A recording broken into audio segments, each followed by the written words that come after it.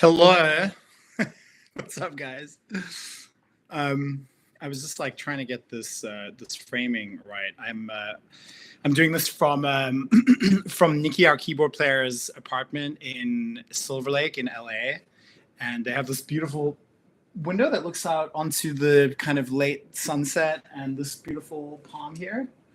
And might be a little bit loud in the background, but I feel like it's like a nice vibe to just like have the air. So how is everybody? How's everyone doing? It kind of does look like a painting, doesn't it? It's like, and look, there's some kind of light there in the background. What is it? Is that a plane? Like there? There. Or is that a star? That's a plane coming in, I think. Yeah. Hey guys.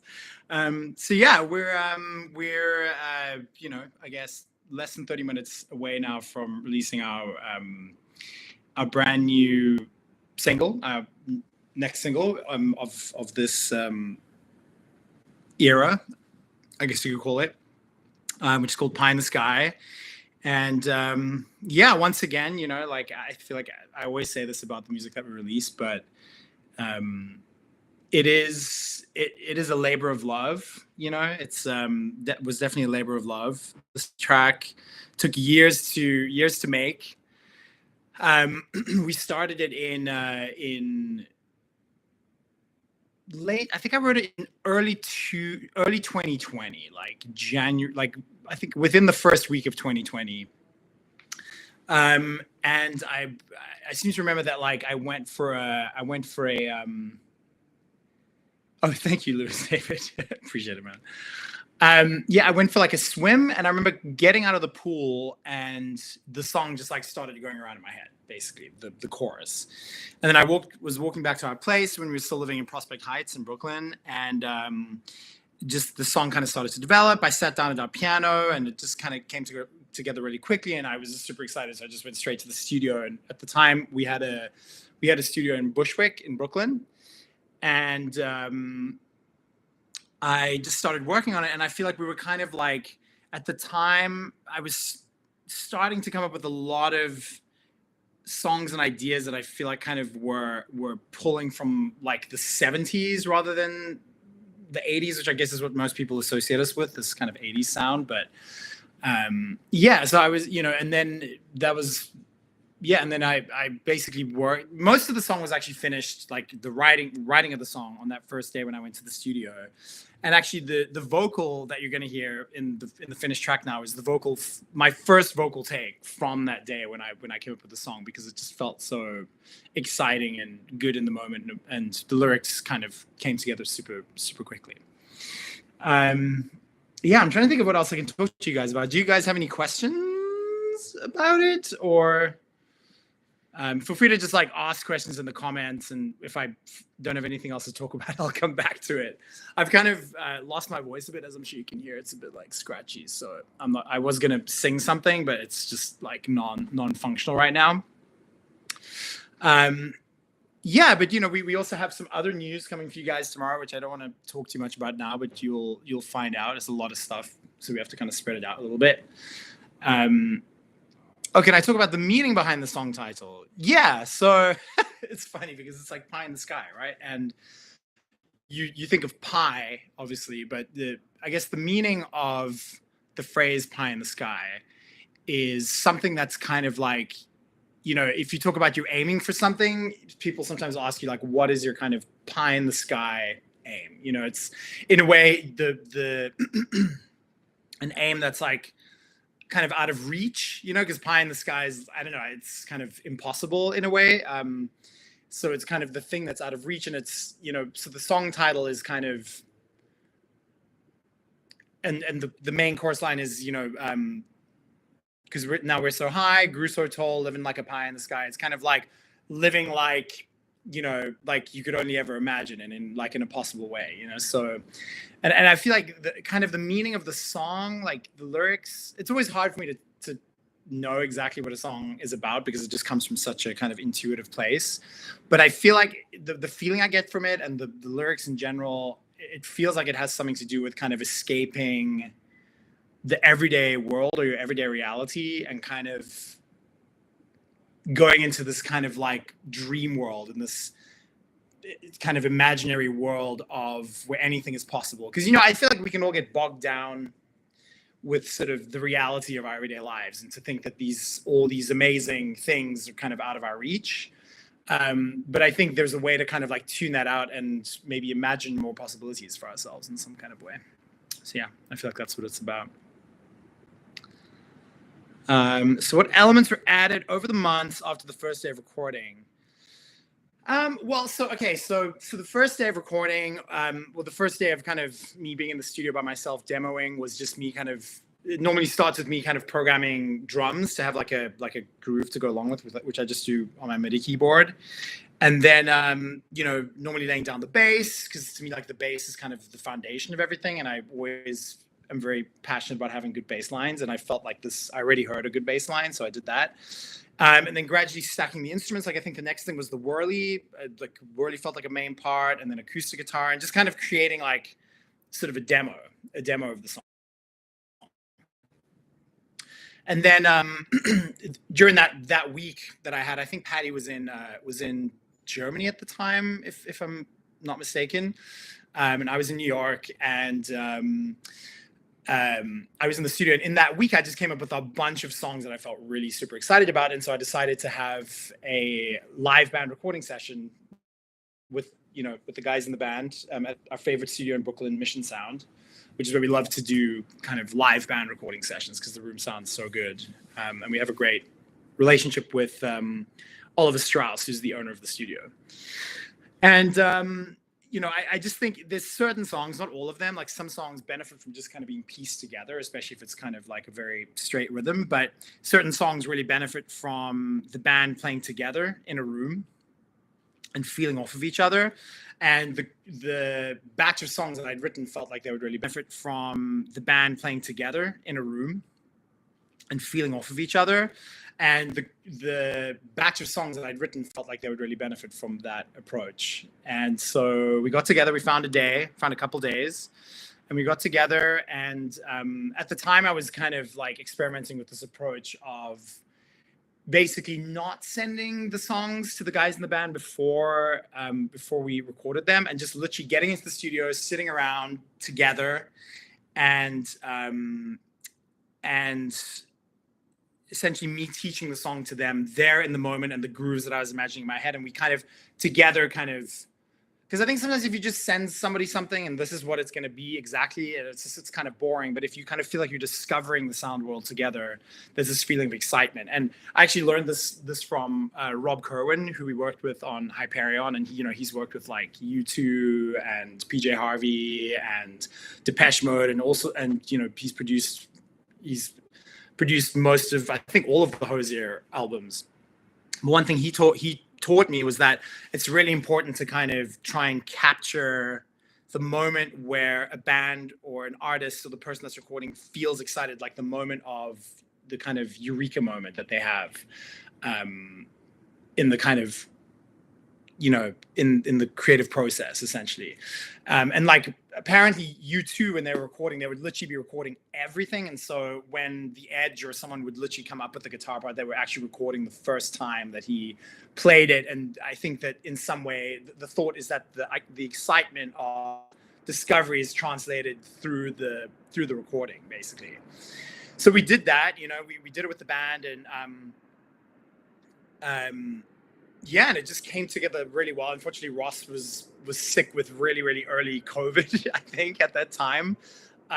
People didn't even know, there was just like kind of rumblings of this disease that was emerging, I guess, out of China. And and then from there, it actually was mostly kind of like finished pretty quickly. I think I already sent it out to try and mix it to a friend of mine within a couple of months, because it just felt like it came together immediately. Felt really good. The live band performance felt really good, and then from there it just took years until now. I mean, that was literally early 2020, and now we're almost in 2025. So, it just took years of developing what would become the rest of the album. And then, eventually the one thing that I kept sort of having in the back of my mind was to have strings on a bunch of these new tracks, but strings kind of always felt like this extreme extravagance that was just out of reach, and it just always felt like it was going to be insanely expensive. But we met some really, really cool people, Jonathan Dreyfus and Jean-Louise Parker, who are based in Berlin. And within a week of me meeting them, I was already up in Berlin, and we were doing like a week-long recording session on a bunch of these new tracks. And actually the first one we recorded was Pie in the Sky. And that just kind of like took everything to the next level and just made everything come together really quickly. And the next record we're going to put out was pretty much mostly done. I'd say 80% done at the end of 2020, but then it was the last 20% and the strings and everything that took the most work. Yeah. Anyway, I've just like had a monologue. Okay, what are people asking? Oh, what's the inspiration behind the new clothing look? So we spoke about this on our last live stream and Patty was there. So Patty's not here because she's in Germany, and I'm just in LA doing some sessions and visiting some friends and stuff. And it's like almost 3 a.m. where she is right now, so she couldn't join, unfortunately, but she will be here next time. So the inspiration behind the new clothing is, so we, as this new record was kind of nearing completion, I was sending some of it around to friends, and one of them was a good friend of ours, Zander Ferreira, who is also a fellow South African. And, he has this musical project called Gazelle that was really, really big in South Africa and Europe for a while. And I've always kind of admired his visual sensibility. I've just always thought like the photos that he had in his videos and stuff were really cool. And he actually comes from a fine art background. And I sent him some of the songs, and he just immediately was like, this is so awesome. Like, I'd love to help you guys develop a cool kind of visual world around it. And so, we spent a lot of last year, the second half of last year, developing a lot of this kind of visual world. And, we were drawing on some of our favorite, because a lot of the new music has a bit of like a psychedelic kind of electric light orchestra, 1970s kind of vibe to it. And so I think that led to us thinking about, certain things like Alejandro Jodorowsky's film, The Holy Mountain, or, The Color of Pomegranates, Fantastic Planet, just like certain kind of psychedelic, slightly spacey world kind of visuals from that era. And something I've been thinking about for a long time in the back of my mind is it would be cool for us to sort of have this like very specific iconic outfit that we always sort of wear that is a bit different and isn't what you would necessarily associate with us normally, and is sort of a cue to let you know that we're taking you on like a different journey and on a different adventure this time around, that it's a bit of a different vibe.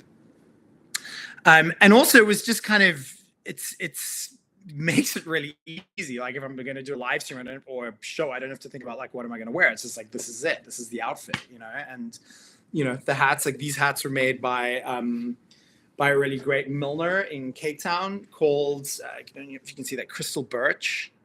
And we had them made during the video shoots, and I'm going to be doing some behind the scenes features and stuff about it, in the coming months. We have a lot of music coming out, so got to kind of space the content,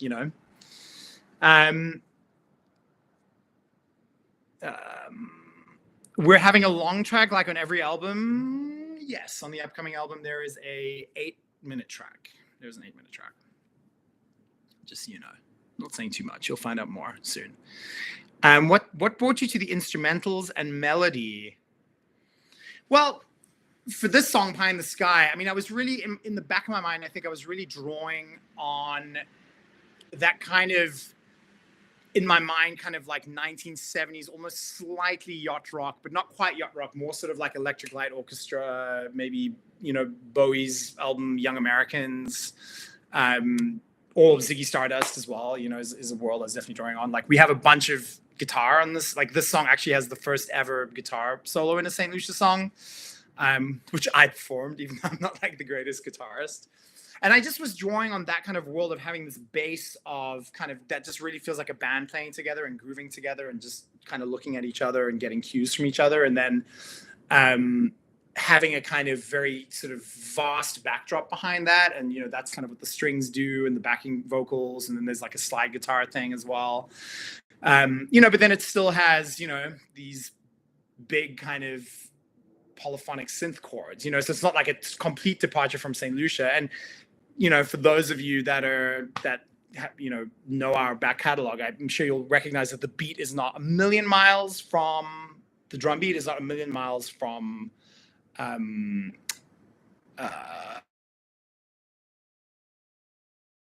Cold Case. It has a little bit of a Cold Case vibe to it. And the melody just came to me. Honestly, it just came to me like most melodies. Any particular bands inspiring your sound right now? I always reach back to the classics that I love, but I feel like there's a lot of great music right now that I'm very inspired by, and I'm probably gonna forget some of them. But I was driving around with a friend of mine from Santa Monica yesterday back here to the east side of LA, and listening to, I think Joe, DJO Joe from Stranger Things album was released a couple of years ago now, but I only recently discovered it. I think is an amazing album. I was so absolutely amazed by that record. I think the production is so dope. The songwriting is awesome. His singing is great. It's just so cool to hear a great inventive album like that in this day and age. Just kind of gives me hope. I think Chapel Roan is amazing. I saw her live at ACL, and I thought, she honestly brought me to tears a couple times. Me and Nikki were actually at that festival together, and we both watched, and Nikki was like, oh my God. And I was just kind of crying at times. She was amazing. She played a couple new songs that also just blew me away.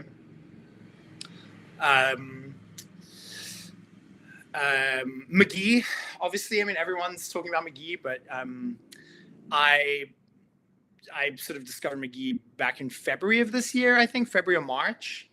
And I think the first song I heard was Dream Police, or the last track on the album, and I was just blown away. And when I was growing up, I was a huge Sting fan. I loved Sting, and I loved Phil Collins, and I feel like McGee really kind of scratches that itch. And it's just, at times I'm just like, oh my God, this sounds just like Sting, this just sound like there's so many Sting elements to it, and it's just so cool to hear in the age. And obviously he's doing something different with it. It's kind of like Sting put through a bunch of distortion pedals and kind of weird whatever.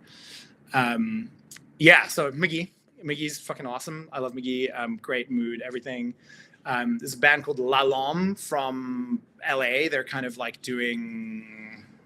they're kind of an instrumental band along the lines of Khruangbin, but not really Khruangbin-esque, more kind of tropical, almost like Buena Vista Social Club at times kind of vibe, or Orchestra Baobab kind of vibe. So those are just some of the artists that I'm listening to that I'm loving.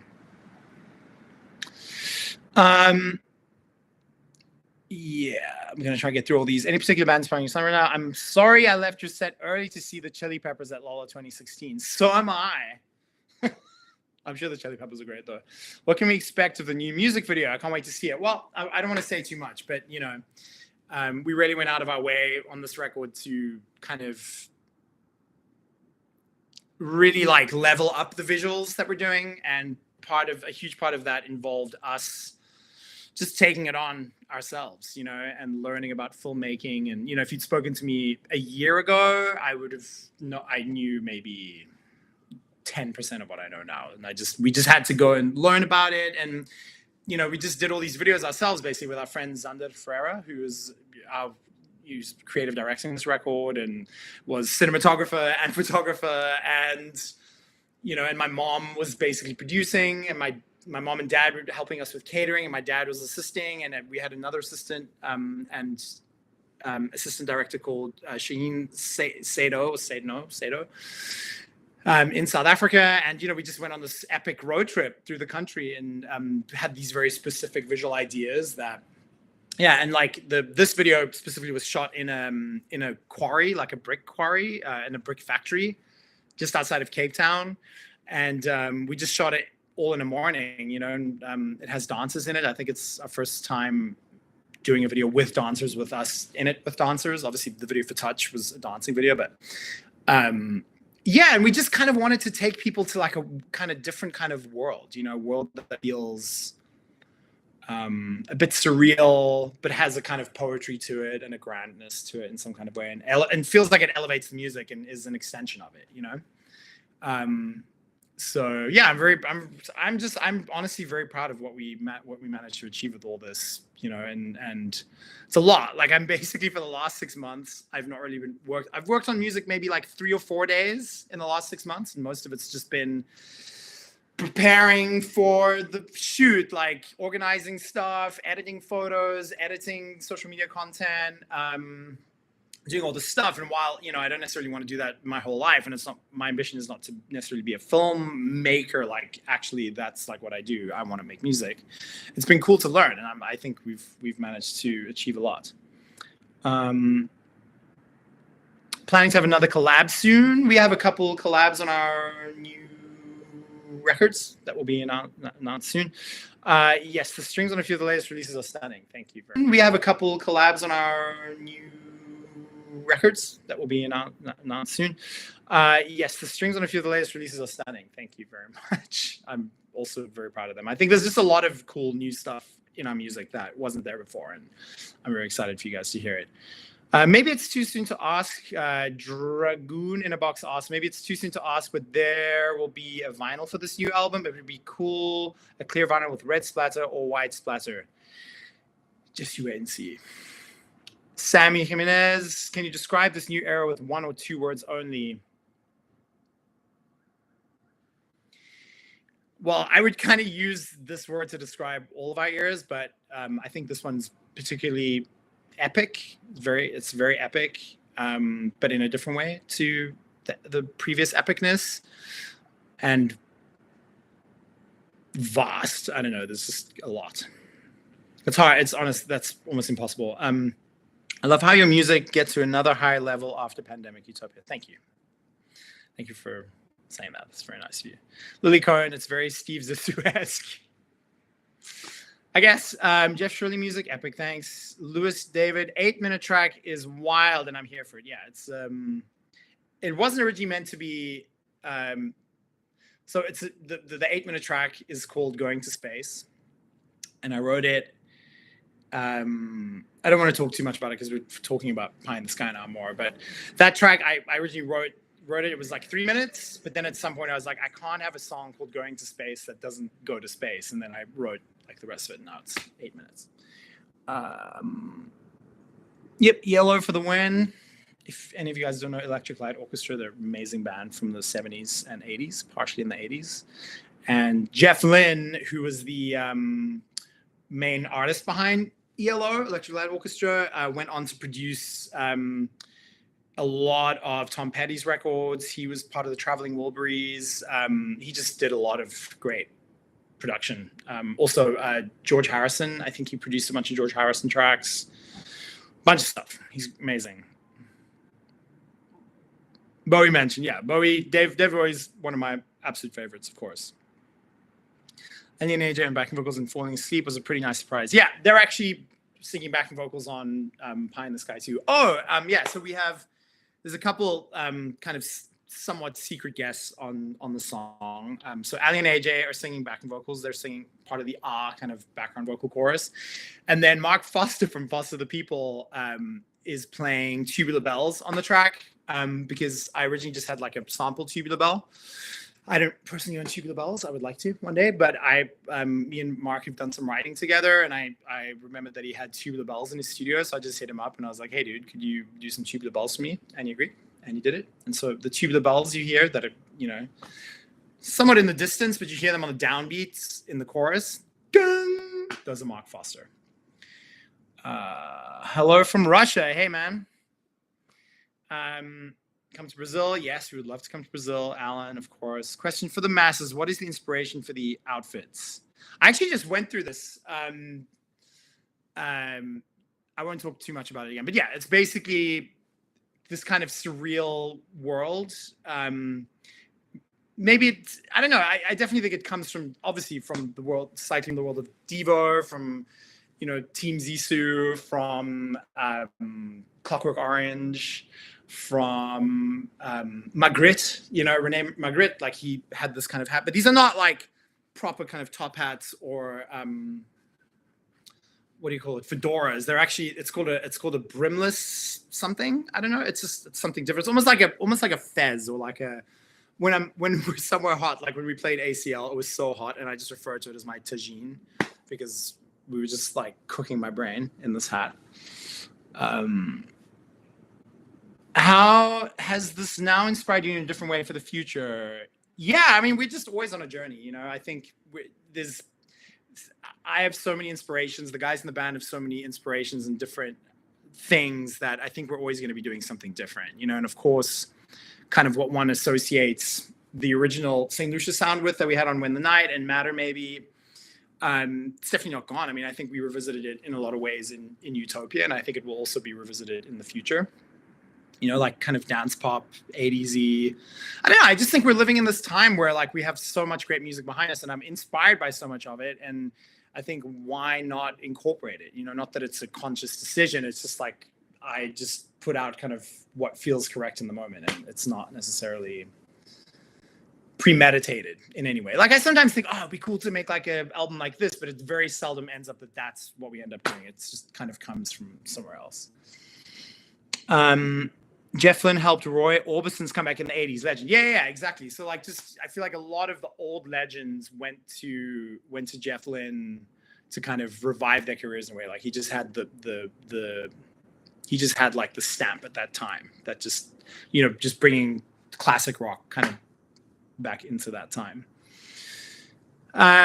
Timmy Hip says, saw you at Soleil East in Montauk in August, and the garden party vibes are amazing, but when is the full American tour coming? Stay tuned, mate. Definitely next year.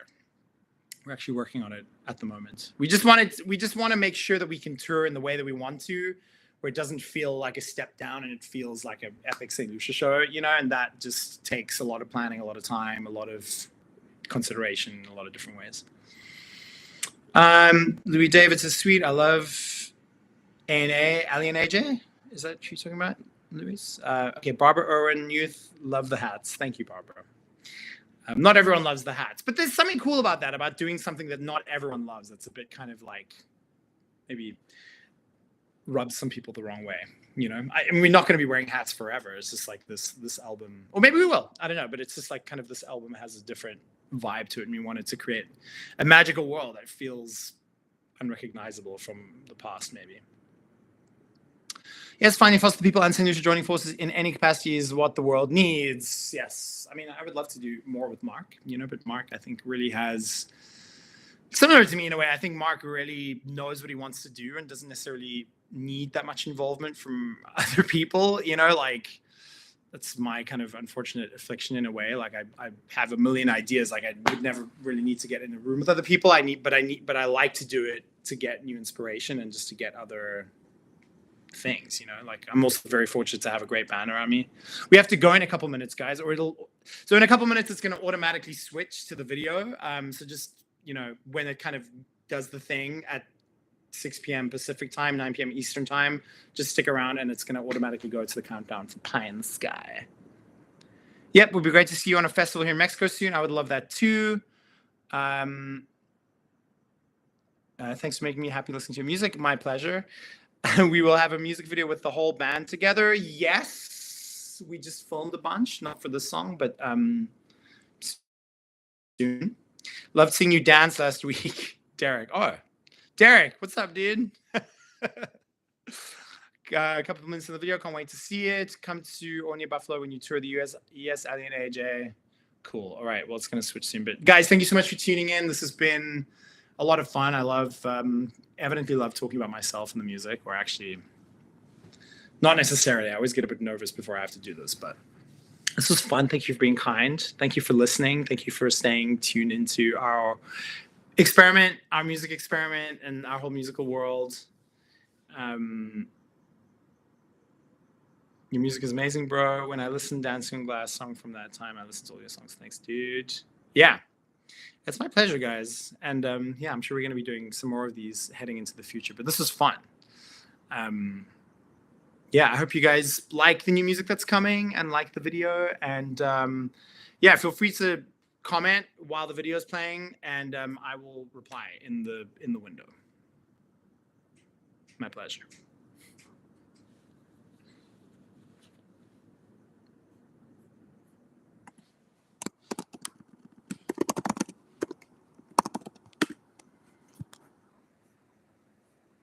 Thank you, Sammy. That's nice of you to say. Thank you, Sammy. That's nice of you to say. I love music. I don't think I'll ever stop making music, of course. What else? We rock a little bit. We definitely rock a little bit. Thank you.